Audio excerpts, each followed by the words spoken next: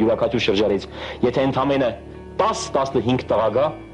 մենք կունենանք 500 հոգանոց մի զորագունդ։ Այդ զորագունդը պիտի կրվի ամենավտանգավոր տեղում, որտեղ ապրել մեռնելու հավանականությունը 50%-50%-ի նկատմամբ է։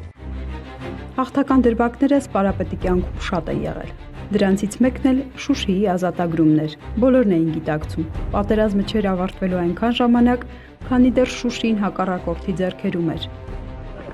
Ուժերն անհավասար էին, թե մարդկային, թե զենքի առումով։